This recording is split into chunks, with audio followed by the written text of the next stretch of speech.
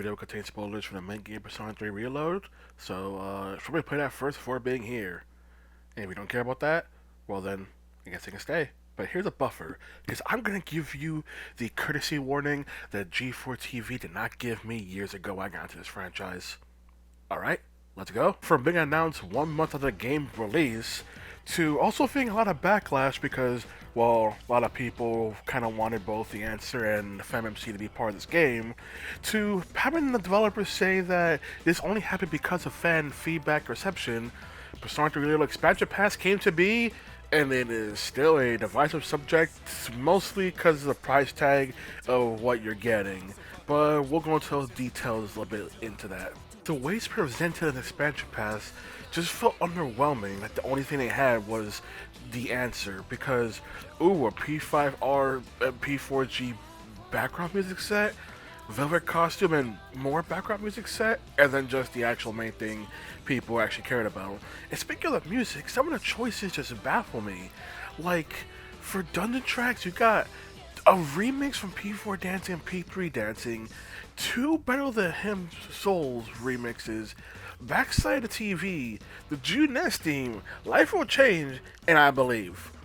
The thing is, combat happens so frequently in this game that using those as the background music feels like a bad idea because how long it takes for you to even get to the good parts of those tracks, I don't understand. The combat and boss music tracks are alright, except really we're bringing back the Velvet dancing music again.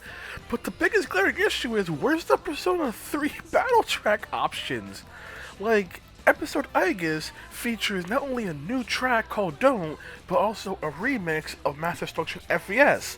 But for some reason, they still use the stupid system from Persona 4 Golden and 5 Royal, where if you get the initiative, then you get the new track, but in order to get the old track, which in this case is also a remix, you have to not get the initiative with such a stupid system. You already have an option to pick your tracks. Why not put it so a player likes Don't or prefers Master Instruction FES mix, they can pretty much have that playing all the time? How is it the one game you forgot to pick tracks for is Persona 3 in your Persona 3 game? That doesn't make any sense. You can't even use the old Master Instruction either. Who greenlit this list?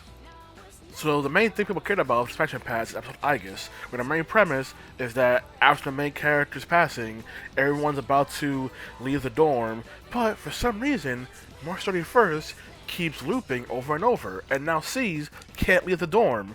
Then suddenly, this new mysterious person Metis shows up, attacking them, claiming to be Aigis' sister. She later guides them to the Abyss of Time, a new dungeon they must explore in order to figure out what's going on and why time keeps looping, and why they can't escape.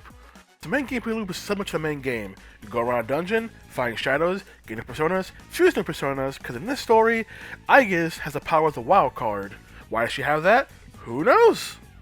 But, new to Reload's version, you now have Elizabeth requests you can do here, the Compendium is now been added, comes in here in the OG FES, you still have the Twilight Fragment system and the Great Clock and all that, so you still have stuff from Reload. You still have Theurgies, you can also get stuff to have the characters get back the characteristic stats, to help them even more in combat, so you still have the Reload improvements added to the answer. And because of the nature of this gameplay, there are also some things that were removed, such as the counter system is gone.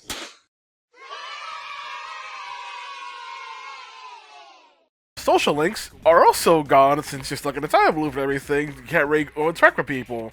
I mean, it's also no social stats as well. So that's purely more on the RPG side of Persona 3, which many people take issue with. People like the counter system and social links.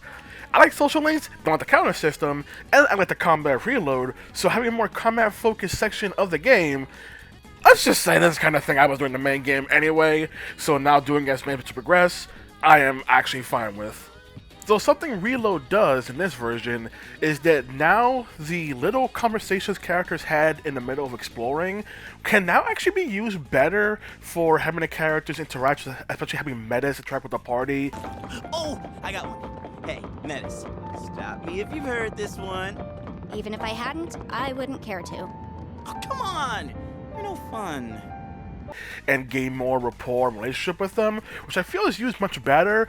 I just wish that those dialogue prompts weren't so easily interruptible, like when you get a chest, open a menu, get into a fight. That's kind of the downside to doing it like that, but it also means they don't have to stop for a cutscene every 5 minutes on Persona 5 in order to even do these kind of conversations. So I think it works out overall, even if it does have downsides of being easily interruptible.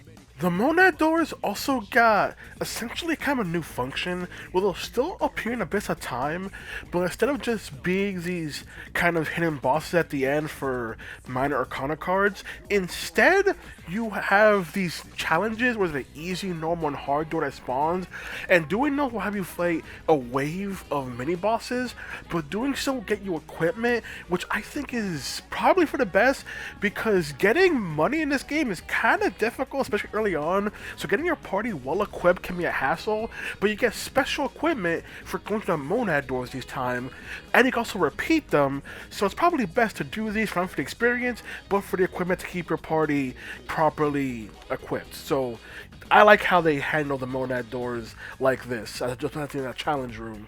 So characters got rebalanced for the answer. In this case, the C's were basically nerfed because they're so OP in the main game, and Theurgys no longer do such ridiculously high damage anymore, which I actually appreciate.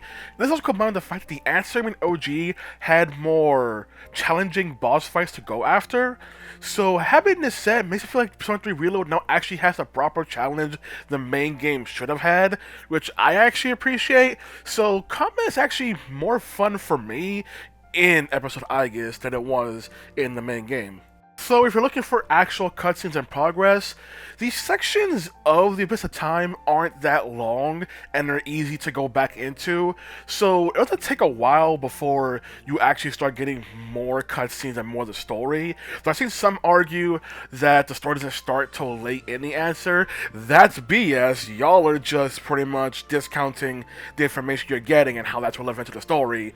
Don't give me that crap. Like, when the answer to episode Aigis was a thing in the FES version, it was absolutely despised, though from what I've seen, it was more so because of the gameplay loop, because trying to have more challenging fights the way FES played wasn't exactly the best idea, at least not for me, because I just found myself more frustrated. So having more ways to do combat in Reload is why I expect the combat way more this time, although I will say even in the OG version, the answer still contained one of the coolest boss fights in all of Persona that I'm shocked Persona 4 and 5 didn't even try to even replicate.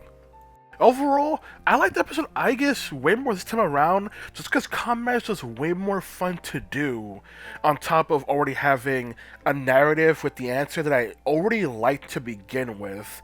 I don't manage to throw it on the bus and blah blah blah blah. I like the answer story, I enjoy it. So having better gameplay, in my opinion, is a lot, makes the whole deal way better to go through.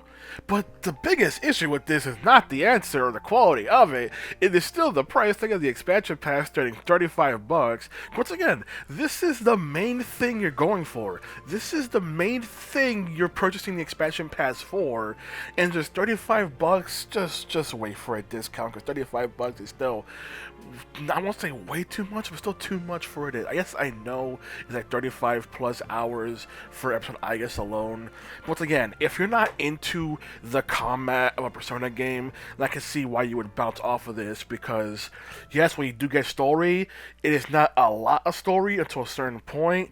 So for the people that turns them off, once again, I'm a weirdo who actually enjoys playing the Persona games.